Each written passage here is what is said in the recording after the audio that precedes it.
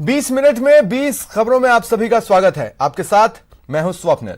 अगले 20 मिनट में आपको देश दुनिया की 20 ऐसी खबरें बताने वाले हैं जो इस वक्त न केवल सुर्खियों में हैं बल्कि दिलचस्प और अहम भी हैं। तो चलिए शुरू करते हैं 20 मिनट में 20 खबरों का सिलसिला। सबसे पहले देखते हैं राजस्थान की कौन कौन सी खबरें इस वक्त की अहम खबरें हैं। चल रही ये फैक्ट्री जोधपुर के सालावास इलाके में है, जिसमें थर्माकोल बनाने का काम होता था।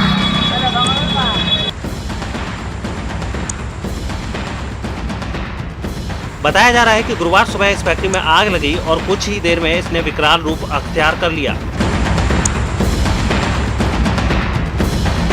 आग लगने की खबर के बाद फायर ब्रिगेड की टीम मौके पर पहुंची और बड़ी मशक्कत के बाद इस आग पर काबू पाया गया। थर्माकोल फैक्ट्री में लगी आग की वजह से आसपास के लोग गुस्से में हैं और उनका कहना है कि फैक्ट्री मालिक को कई बार समझाया।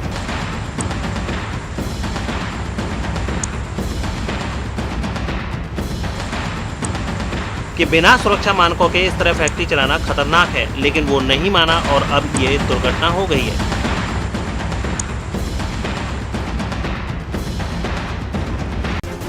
नुकीली चट्टानों पर कई फीट नीचे गिरी इस बाइक को देखकर अंदाजा लगा सकते हैं कि बाइक सवार को कितनी चोटें आई होंगी। ये उदयपुर से सटे बेदला गांव के पास की तस्वीरें हैं, जहां एक पुलिया पार करते हुए बाइक सवार उससे नीचे जा गिरा। दरअसल इस पुलिया के दोनों किनारों पर ढंग की दीवार या बैरिकेडिंग नहीं है, जिसकी वजह से आए दिन ऐसे हादसे होते हैं और इस बार बेदला गाँव का ये शख्स हादसे का शिकार हो गया। पुलिया से नीचे गिरने की वजह से इसके पैर और सीने में गंभीर चोटें आई हैं। पिछले साल भी ऐसा ही एक हादसा हुआ था, जिसमें 3 लोग गंभीर रूप से घायल हो गए थे। यहाँ के लोगों का कहना है कि पंचायत और यूआईटी की लापरवाही की वजह से इस पुलिया पर सड़क की दीवार नहीं बन पा रही है।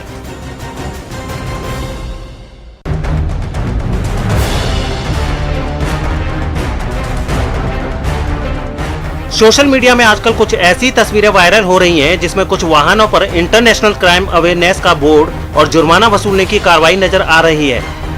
बताया जा रहा है कि ये तस्वीरें अलवर की हैं और यहाँ एक गैंग शातिर तरीके से वसूली के लिए गाड़ियों पर नकली बोर्ड, कमांडो वर्दी और अवैध हथियारों का इस्तेमाल कर रहा है।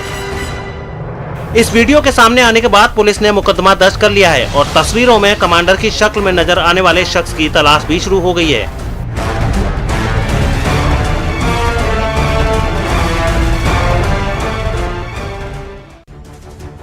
गहलोत सरकार ने प्रदेश में कोरोना मरीजों के लिए बड़ी राहत का ऐलान किया है। अब राजस्थान में कोरोना की जांच के दौरान सीटी स्कैन कराने के लिए निजी लैब तय सीमा से ज्यादा चार्ज नहीं ले सकेंगे। स्वास्थ्य विभाग के प्रमुख शासन सचिव ने HRCT स्कैन जांच शुल्क के संबंध में आदेश जारी किया। इस आदेश के मुताबिक नॉन NBH और NBL लैब में HRCT स्कैन जांच के लिए निर्धारित शुल्क 1700 रुपये होगा। वहीं NBH और NBL लैब में HRCT स्कैन जांच के लिए 1955 रुपये का चार्ज लिया जा सकेगा। HRCT स्कैन की निर्धारित दरें तत्काल प्रभाव से लागू हो गई हैं। आदेश के मुताबिक तय सीमा से ज्यादा पैसे लेने पर निजी लैब के खिलाफ कार्रवाई हो सकती है। इससे पहले निजी अस्पतालों में कोरोना के इलाज के लिए भी अधिकतम राशि तय कर दी गई थी, जिससे कोरोना मरीजों को काफी फायदा हुआ था।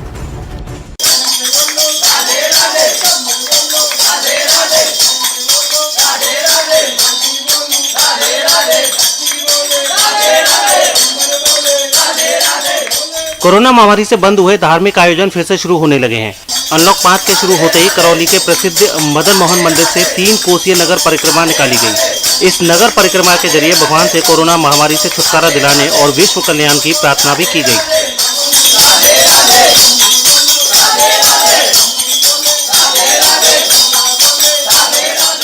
नगर परिक्रमा के दौरान लोगों ने मास्क लगाने के साथ साथ सोशल डिस्टेंसिंग का भी पालन किया।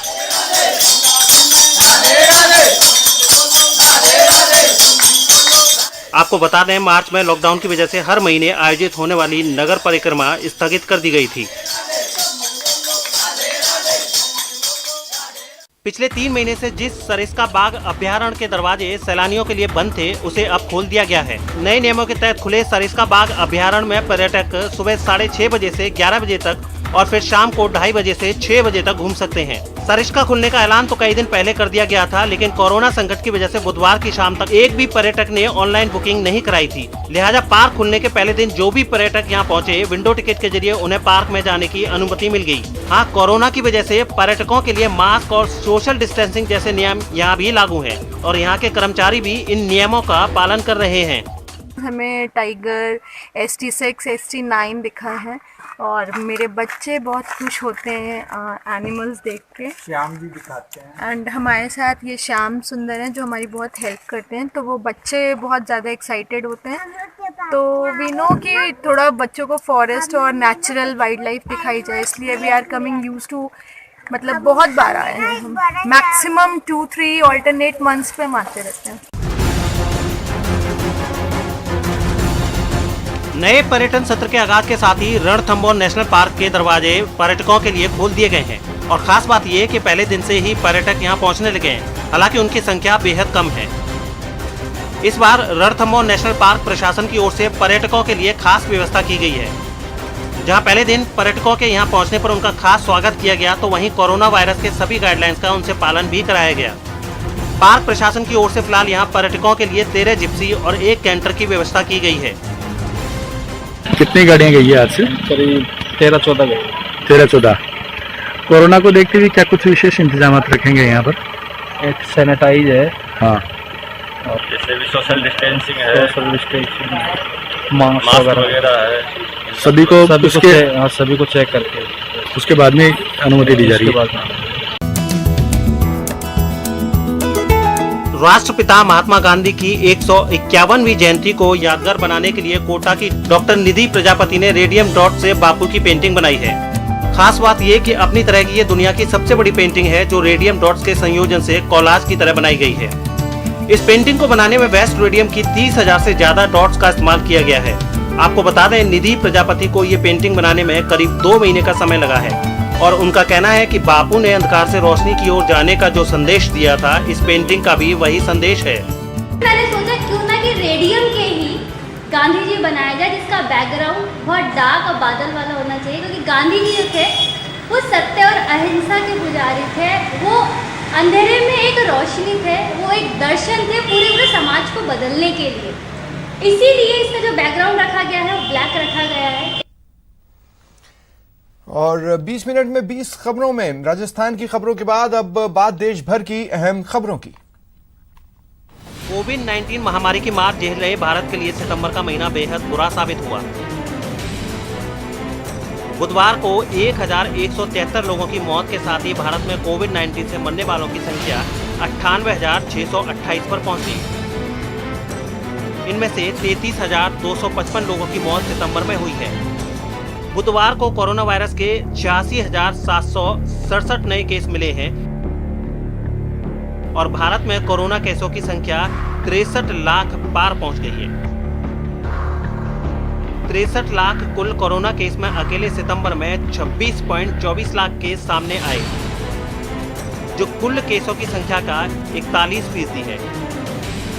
आपको बता दें, भारत में अभी एक्टिव केसों की संख्या 9.47 लाख है। महाराष्ट्र, आंध्र प्रदेश के बाद कर्नाटक ऐसा तीसरा राज्य हो गया है जहां कोरोना वायरस के 6 लाख से ज्यादा मामले सामने आए हैं। अनलॉक 5 के लिए केंद्रीय गृह मंत्रालय के दिशा निर्देश के मुताबिक अब पूरे देश में सिनेमा हॉल खोलने का रास्ता साफ हो गया है। दिशा निर्देश के मुताबिक 15 अक्टूबर से देश में सिनेमा हॉल, थिएटर और मल्टीप्लेक्स 50% क्षमता के साथ खोले जा सकेंगे। इसके लिए सूचना प्रसारण मंत्रालय अलग से दिशा निर्देश जारी करेगा। ऐसे स्थानों में फेस मास्क पहनना, सामाजिक दूरी का पालन करना, थर्मल स्क्रीनिंग की व्यवस्था और सैनिटाइजर के साथ ही हैंड वॉश का इंतजाम जरूरी शर्त होगी। 15 अक्टूबर से स्विमिंग पूल को भी खोलने की इजाजत दे दी गई है। मनोरंजन पार्क भी 15 अक्टूबर से खोले जा सकेंगे, लेकिन यहाँ भी सोशल डिस्टेंसिंग का ख्याल रखना होगा। 15 अक्टूबर के बाद स्कूल, कॉलेज और कोचिंग इंस्टीट्यूट खोले जाने पर संबंधित राज्य सरकारें फैसला ले सकेंगी। अक्टूबर का महीना शुरू होते ही रोजमर्रा की तरह कई चीजें बदल गई हैं। कई ऐसे नियम बदल गए हैं या नए बने हैं जिनका पालन कर आप फायदे में रहेंगे। मसलन अब से वाहन संबंधी जरूरी डॉक्यूमेंट्स जैसे licence, registration documents, fitness certificate, permits को वेब पोर्टल के जरिए मेंटेन किया जा सकेगा। यानी अब आप डिजिटल कॉपी दिखाकर ही काम चला सकते हैं। अब से दुकानदार पुरानी मिठाई नहीं बेच सकेंगे। देश से बाहर पैसा भेजने पर भी TCS कटेगा। अब टीवी खरीदना भी महंगा हो गया है। सरकार ने टीवी के विनिर्माण में उपयोग होने वाले ओपन सेल के आयात पर 5% सीमा शुल्क बहाल करने का फैसला किया है। हेल्थ इंश्योरेंस में अब आपको ज्यादा फायदा होगा। साथ ही अब कई वित्तीय सुविधाएं भी आप घर बैठे ले सकेंगे। लद्दाख में तैनात सेना के जवानों तक सर्दियों के मौसम में पीने का पानी पहुंचाने के खास इंतजाम किए गए। लद्दाख के ज्यादातर इलाकों में सितंबर के महीने से ही पहाड़ों से गिरने वाला पानी जमना शुरू हो जाता है और उन हालात में करीब 17,000 फीट की ऊंचाई पर सेना के लिए पानी का इंतजाम करना भी मुश्किल हो जाता है। ऐसी सूरत में लद्दाख के वो निचले इलाके जहां पानी देर से जमता है, वहां से ट्रकों में रखे बड़े ड्रमों में भरकर पानी सेना तक भेजा जाता है। ऐसा ही एक ट्रक लेह के पास एक सड़क के किनारे खड़ा नजर आया, जिसमें जवानों के लिए पानी भरा जा रहा था। ये देखिए, जहाँ पर सपोर्ट दिया गया है वहाँ वो पानी नीचे गिरते गिरते जम गया है। तो यहाँ पर जमा हुआ पानी होता है हर तरफ, कुछ ही पानी है जो इस्तेमाल के लायक होता है। बताया गया कि गर्मियों के मौसम में इस जगह से केवल आधे घंटे के अंदर पानी भर जाता है, लेकिन अब वहां का ज्यादातर पानी जम चुका है, इसलिए उसके भरने की रफ्तार भी कम हो गई। इलाके के लोगों ने बताया कि सर्दियों में तो और भी मुश्किल हो जाती है। नाले बंद हो जाते हैं, बर्फ जमा होते हैं, पानी ठीक से नहीं भरता है, तो आगे जहाँ ज्यादा पानी है वहाँ पे जाके कोशिश करके फौज के लिए पानी लाना पड़ता है। सर्दियों के मौसम में लद्दाख के निचले इलाकों से इसी तरह के ट्रकों में भरकर पानी ले जाने का इंतजाम किया गया है, ताकि जवानों को किसी तरह की परेशानी न हो। लद्दाख में कई जवान LAC पर तैनात हैं और कई बेस कैंप में अपनी ड्यूटी कर रहे हैं। उन जवानों तक राशन तो हेलीकॉप्टर और ट्रकों के जरिए पहुंच जाता है, लेकिन शून्य से भी नीचे के तापमान में वहां पानी की काफी समस्या रहती है। ऐसे में ट्रकों के जरिए जवानों तक पानी पहुंचाने का खास इंतजाम किया गया। बिहार के बक्सर जिले में गंगा की सफाई के लिए शुरू की गई सीवरेज प्लांट की योजना बड़ा चुनावी मुद्दा बन गई, क्योंकि 2011 से शुरू हुई यह योजना अब तक पूरी नहीं हुई। UPA के कार्यकाल में शुरू हुई इस योजना के तहत सीवरेज प्लांट बनाने का ठेका चीन की कंपनी को दिया गया था, लेकिन वो कंपनी समय पर काम पूरा नहीं कर पाई और बक्सर में सीवरेज प्लांट बनाने का काम अधूरा रह गया। वहां के सीवरेज प्लांट के कुछ ढांचे तो बनकर तैयार दिखे, लेकिन सालों से काम रुका होने की वजह से उन पर भी जंग लगने लगा है। इस प्लांट का काम 2014 तक पूरा होना था, लेकिन चीन की कंपनी ने समय पर काम पूरा नहीं किया, जिसका नतीजा ये हुआ कि 2015 में NDA सरकार ने उस कंपनी को ब्लैकलिस्ट कर दिया और तब से इस प्लांट का काम रुका हुआ है। 2018 से तमाम जो प्रोजेक्ट है उस पर कामकाज बंद है, क्योंकि जो कंपनी जुड़ी थी वो चीनी कंपनी थी और 2018 में ही विभिन्न वजहों से उसने अपने हाथ खींच ले। चुनावी माहौल के बीच नेताओं ने इस मुद्दे पर सियासत भी शुरू कर दी। इलाके के कांग्रेस विधायक संजय कुमार तिवारी ने तो सीधा केंद्र सरकार पर हमला किया। मैंने इस मुद्दा को रेज किया था। सोनी चौबे जी इस पर विफल पड़े थे और विफल करके उन्होंने कहा था कि UPA के काम को हम पूरा क्यों कराएं। चीन की जिस कंपनी को NDA सरकार ने ब्लैकलिस्ट किया था, उसे बक्सर समेत 3 शहरों के सीवरेज प्लांट का काम सौंपा गया था और इस समय तीनों शहरों में कामकाज बंद है। भले ही मौजूदा समय में सीवरेज प्लांट धूल खा रहा हो, लेकिन चुनाव नजदीक आते ही इस पर सियासत जरूर शुरू हो गई है, क्योंकि गंगा की सफाई की ये योजना UPA के कार्यकाल में शुरू हुई और NDA के कार्यकाल में इसका काम रुक गया। 20 मिनट 20 खबर में अब बात करते हैं कुछ अंतर्राष्ट्रीय खबरों की। लगातार बढ़ रहे तनाव के बीच रूस ने एक बार फिर अमेरिका के विमान को खदेड़ने का दावा किया। रूस के मुताबिक अमेरिका और जर्मनी के 2 विमान जासूसी के इरादे से उसके इलाके में घुसने की कोशिश कर रहे थे, लेकिन उसने बाल्टिक सागर के ऊपर उड़ रहे इन दोनों विमानों को दूर खदेड़ दिया। रूस के मुताबिक अमेरिका और जर्मनी के ये विमान उसकी सीमा के बेहद करीब आ गए थे, जिसकी जानकारी मिलते ही उसने अपना एक सुखोई लड़ाकू विमान वहां भेजा। इस विमान ने अकेले ही घुसपैठ कर रहे दोनों विमानों को खदेड़ दिया। रूस ने अमेरिका पर उसके यहां हो रहे सैन्य अभ्यास की जासूसी का आरोप लगाया। रूस के मुताबिक पिछले 1 हफ्ते में ही अमेरिका के विमानों ने कई बार उसके इलाके में घुसने की कोशिश की, जिसे नाकाम कर दिया गया। हालांकि कुछ ऐसे ही आरोप अमेरिका और उसके साथी देश रूस पर भी लगाते रहे, लेकिन पिछले कुछ वक्त में दोनों देश जिस तरह एक दूसरे से टकरा रहे हैं वो अब पूरी दुनिया के लिए खतरनाक साबित हो सकता है। बाल्टिक सागर और काला सागर के इलाकों में दोनों देशों के विमानों का कई बार आमना सामना हो चुका है। इससे पहले अमेरिका ने भी रूस के विमानों पर जासूसी का आरोप लगाते हुए उन्हें खदेड़ने का दावा किया। इन घटनाओं का लगातार बढ़ना इलाके की शांति के लिए खतरनाक माना जा रहा है। चीन के गुआंगडोंग से एक चौंकाने वाली तस्वीर सामने आई जिसमें एक बेकाबू कार दवा की एक दुकान के अंदर घुसती थी। बताया गया कि ये तेज रफ्तार कार एक दूसरी गाड़ी से टकराने के बाद बेकाबू हो गई और सीधा दवा की एक दुकान में जा घुसी। इससे पहले दुकान में 2 महिलाएं मौजूद नजर आईं। तभी एक आवाज सुनकर वो चौंक गईं, लेकिन जब तक वो संभलती, बेकाबू कार कांच का दरवाजा तोड़ते हुए सीधा दुकान के अंदर घुस गई। कार की टक्कर से दुकान बुरी तरह तहस नहस हो गई। टक्कर के बाद कार चला रहा आदमी बाहर निकल आया। दुकान में मौजूद महिलाएं भी किसी तरह बच निकली, लेकिन इस हादसे में दुकान के बाहर खड़ी एक दूसरी महिला बुरी तरह घायल हो गई। तेज रफ्तार कार ने दुकान में घुसने से पहले सड़क पर खड़ी 2 गाड़ियों को भी टक्कर मार दी थी। एक महिला भी उसकी चपेट में आकर घायल हो गई। हालांकि बाद में पुलिस ने कार के ड्राइवर पर लापरवाही से गाड़ी चलाने का मामला दर्ज कर लिया। चीन के गुआंगझो शहर में पेट्रोलिंग करने के लिए पुलिस की जगह 5G तकनीक से लैस स्मार्ट रोबोट को उतार दिया गया। कल चीन का राष्ट्रीय दिवस है और कल ही वहां मिड ऑटम फेस्टिवल भी पड़ रहा है। ऐसे में गुआंगझो शहर में होने वाले बड़े कार्यक्रमों में उमड़ने वाली भीड़ पर नजर रखने के लिए रोबोट को जिम्मा सौंपा गया है। सामने आई तस्वीरों में स्मार्ट रोबोट पुलिस की PCR वैन का छोटा वर्जन दिखा। उस पर पुलिस की गाड़ी की तरह लाइटें और सायरन लगे नजर आए। रोबोट के दोनों तरफ 2 कैमरे भी लगे दिखे, जो उसकी 2 आंखें लगी। रोबोट में एक टच पर बजने वाला इमरजेंसी अलार्म भी लगा है।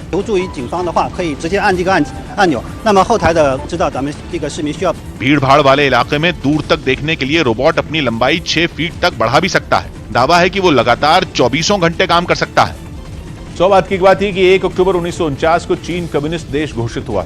हर साल वहां इसे राष्ट्रीय दिवस के रूप में मनाया जाता है। इस साल भी चीन में बड़े आयोजनों की तैयारी है, जिनमें भारी तादाद में लोग जुटेंगे। ऐसे में पुलिस के लिए काम करना एक चुनौती होगी। उसी से निपटने के लिए इस रोबोट को काम पर लगाने का फैसला किया गया।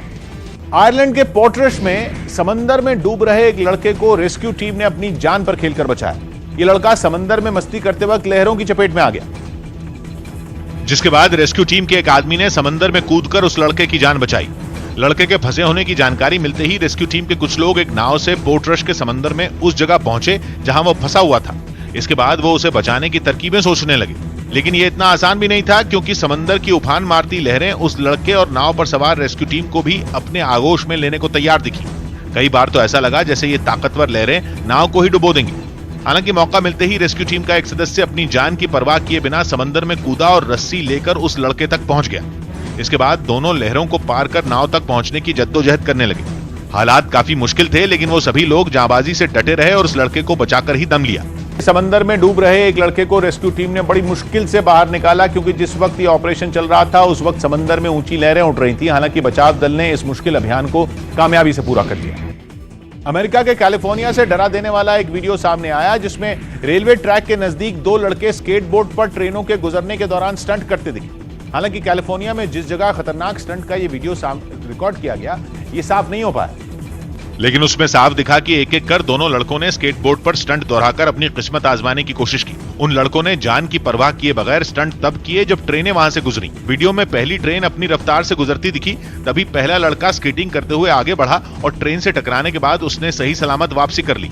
खतरनाक स्टंट का वो खेल वहीं नहीं रुका, उसने ऐसा करने के लिए अपने साथी को भी उकसाया, जिसके बाद अगली ट्रेन के वहां से गुजरते ही दूसरे लड़के ने भी इस जानलेवा स्टंट को पूरे जोश से पूरा किया। उसके तुरंत बाद पहले लड़के ने फिर स्टंट को दोहराया, लेकिन इस बार वापसी करते वक्त वो गिर गया। रेलवे ट्रैक के बेहद नजदीक इस तरह के जानलेवा स्टंट दोनों लड़कों की जान के लिए खतरा साबित हो सकते थे, जिसे उन्होंने नजरअंदाज कर दिया। इजराइल की सीमा से लगी गाजा पट्टी में 2 भाइयों ने मिलकर एक अनोखी नाव बनाई। उन्होंने चीजों को रिसाइकिल करके एक पेडल बोट बना डाली।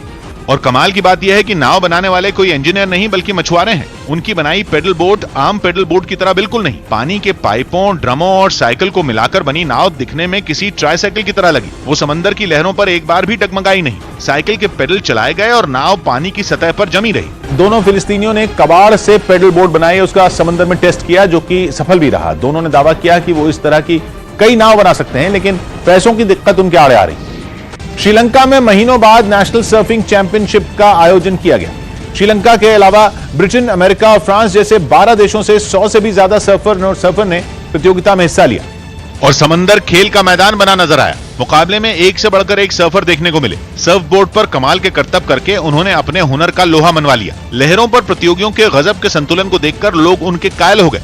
सामने आई एक तस्वीर में तेज रफ्तार लहरें भी एक सर्फर को डिगा नहीं पाई। वो उससे टकराई मगर फिर भी सर्फर एक बार भी लड़खड़ाया नहीं, अपनी धुन में सर्फ बोर्ड पर जमा रहा। एक दूसरी सर्फर भी पहले एक सर्फ बोर्ड पर लेट कर तैरती नजर आई, लेकिन तभी तेज लहरें उसकी तरफ बढ़ती दिखी। लगा कि लहरें सर्फर को बहा ले जाएंगी, लेकिन वो तो उठकर सर्फिंग करने लगी। श्रीलंका में मार्च के बाद ये पहली सर्फिंग चैंपियनशिप थी। प्रशासन को उम्मीद है कि कोरोना की वजह से सुस्त पड़े पर्यटन उद्योग को इस तरह की प्रतियोगिताओं से बढ़ावा मिलेगा।